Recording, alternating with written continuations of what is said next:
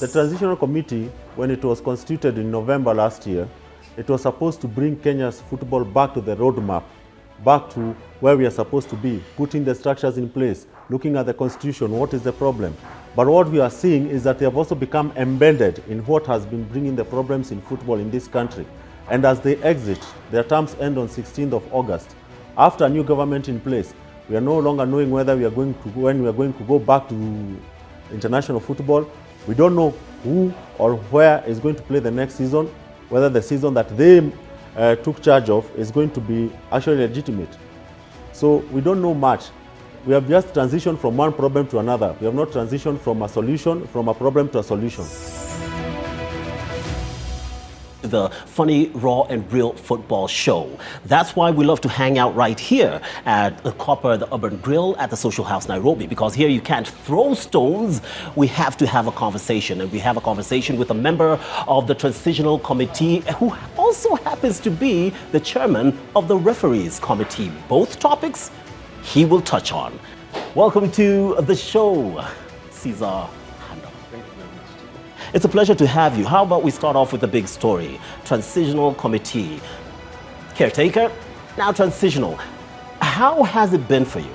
Well, thank you very much. It's a pleasure to be hosted on this show. And I just want to say that, yes, like you introduced, it's good to have the other side of the story. And what I can tell you is that the Caretaker Committee was formed for an initial period of 6 months.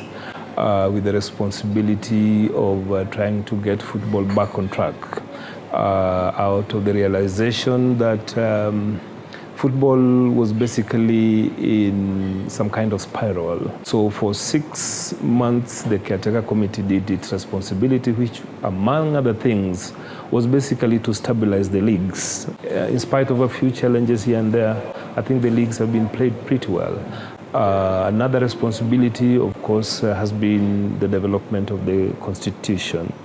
Again, this was out of the realization that we had a Constitution that was basically not giving the stakeholders enough responsibility in terms of looking after football. So that is a process that we've done. It's ongoing. The only remaining bit that the Transition Committee is supposed to be doing is basically having that ratified so that we can have a constitution that basically protects the interests of all stakeholders in this country. The return of KPL Limited. How true is this, and what's the plan? Some clubs who feel it should come back, there are others who don't feel so. But I think it's a responsibility that should be given to those teams, the Premier League teams, that's going to represent. And so as part of our suggestions in the Constitution, that responsibility lies with the Premier League clubs, because it's the Kenya Premier League Limited that is supposed to regulate the operations of Premier League, Kenya Premier League. So as and when the decision comes from Premier League clubs, it remains a suggestion that Kenya Premier League will run the league. The annulment of the league, that's another thing that's grabbing the rumor mills, that considering our stance with FIFA, the entire season could be nullified. When FIFA allows us back, it will pick from where that will be. But league will be run according to FIFA statutes. You said when? So there is a fact that they will allow us back. How's this stand? What's the situation there? FIFA in itself wants every country to participate in this process. FIFA also recognizes there are certain challenges. I think the only challenge we have with FIFA is how this should be sorted. There is continuous engagement with FIFA, and we believe that sooner rather than later, we'll come to the table so that we can resolve these issues that have bedeviled Kenyan soccer over the years. What's the biggest point, the biggest stalemate? You said we all know what needs to be solved. The biggest stalemate is the FIFA position of non-interference, okay? Now, that is a FIFA position, and we respect that. But then we also have a country, we also have a constitution, we have rules that govern our operations. So that divergence of opinion, at what point can a government that also funds quite a bit of football activities in the country, from infrastructure to other activities. Where do we then draw the line between interference and ensuring good governance? I think that is the line that once we are clear between FIFA and the government, I think we'll be fine. Now, considering you're named after a great man, Caesar, you know about power. The Constitution, one of the bone of contention has been that the Constitution gives the president so much power that he becomes a demigod.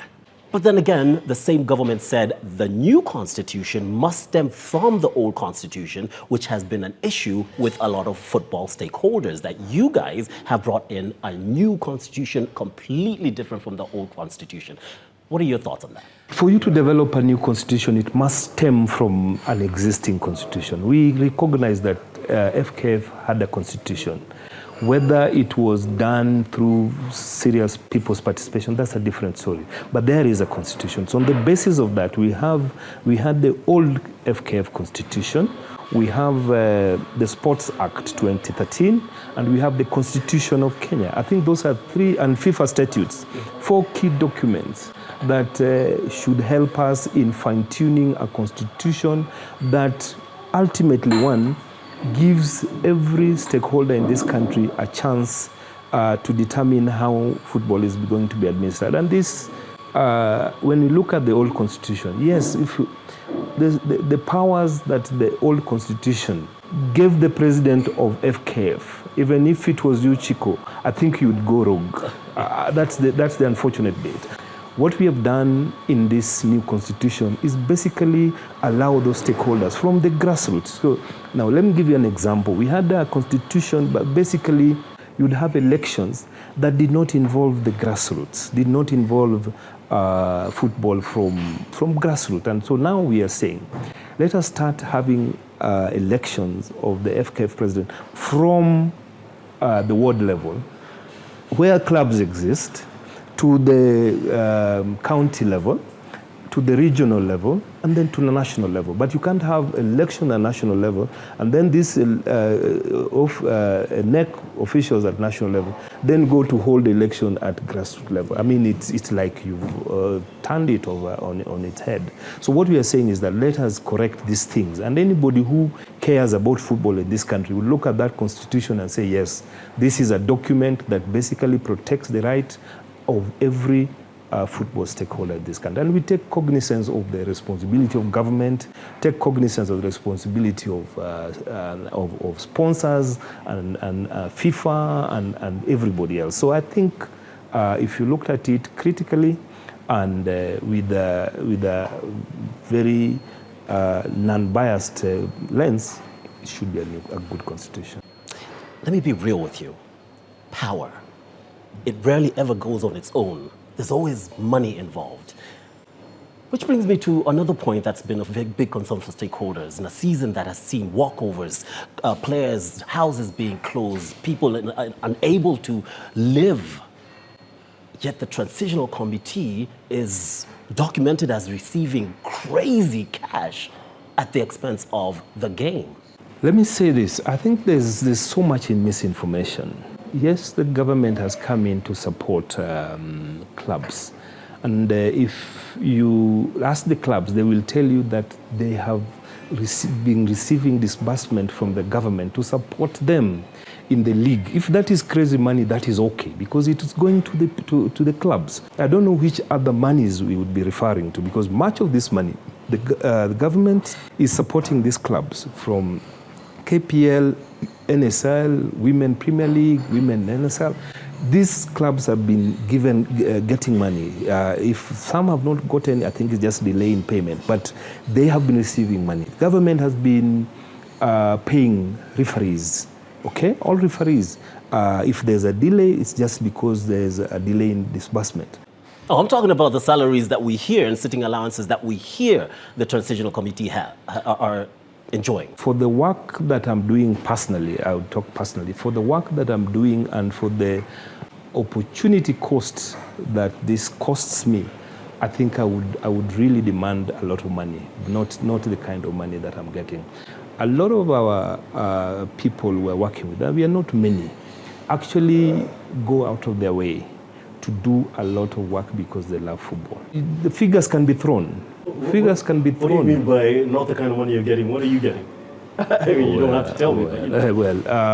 I think every payment that is being made to people who are in the transition committee is determined by the SRC. There's no money that is being paid to anybody that is over and above what SRC recommends. So I think if anybody has a problem with any allowance that has been received by any member, I think then the blame should go to SRC.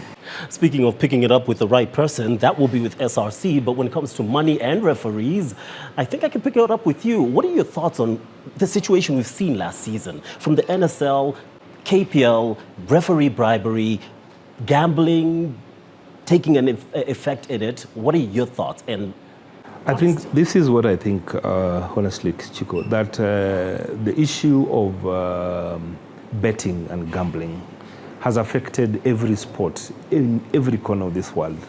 We just need to be clear that the monies that we give to our referees, are monies that can sustain them. Now, we inherited a situation where you have so many referees, for example, and so you could get a case where one referee gets one game in a month, and so he gets maybe about maybe 10,000 for that amount. Then he's a professional. He calls himself a professional. Nothing else he does. So he gets 10,000 per month. That is a breeding ground for corruption. What we are saying is that we, on the basis of the performance and the qualifications of these referees, we are capping the number of referees for each league, so that if I as Caesar Handa, is a professional referee, I can be able to sustain myself from being a match official or being a referee. That should, in a way, circumvent this. But we are also having a very clear way of trying to determine the performance of referees. We are currently testing a system where we are able to see the kind of, if there's any level of inconsistency, like for example, I would be able to look at, and we analyzed this from the season previously, that you'd get a situation where one referee gives certain penalties in some very dubious manners in certain minutes, and it changes the course of the game. We are now analyzing that in a very systematic way. As we wrap up, I have to ask you this. It's the funny, raw, real football show. Jokes aside, let's keep it raw and keep it real. All things held constant, when should we expect to be back in FIFA's arms? We expect that in a matter of a month or two, we should be able to get FIFA back on the table with a proper constitution, because once it's ratified, it will be shared with FIFA, and we believe in our discussions that we've had, we believe they will look at it. The question, of course, would be, okay, is this the way that's supposed to be done? But we look back, Chiko, look back at where we've come from. Look back at the tussle, for example, that involved Hatimi and Yamwea and the rest of it. It was a big circus where somebody holds an SGM in Malindi, another in Nairobi. Basically, we are not reached that level, and we don't want to reach that level. What we want to say is we want to reach a level where we have said, look, gentlemen and ladies, this is the foundation that has been laid. It's a proper foundation. Can somebody come and build on it so that we are not going to have a house of cards that tumbles each time. Why did you pull it back? I mean, why haven't we ratified this? Because you said we would sit down with stakeholders, you actually called for the meeting, and then you withdrew it. Why did you withdraw? That is something that should happen. Pretty soon it's going to happen. We must also understand that we are operating in an environment where we have forces pulling in different directions. Those who feel that this new constitution is going to basically run them out of office are resisting, and they're doing everything they can to try and persuade anybody who cares to listen to them that this is not the right way. But what we are saying is that us as a transition committee, we don't want to run football. What we are doing is that we are creating a good foundation for the running of sports and football in this country. And that must be done for us to have good football in this country. There you have it, Caesar Handa, man of the moment from the committee of the moment, giving us the information of the moment. A month or two, and we're back in that relationship. See you next week.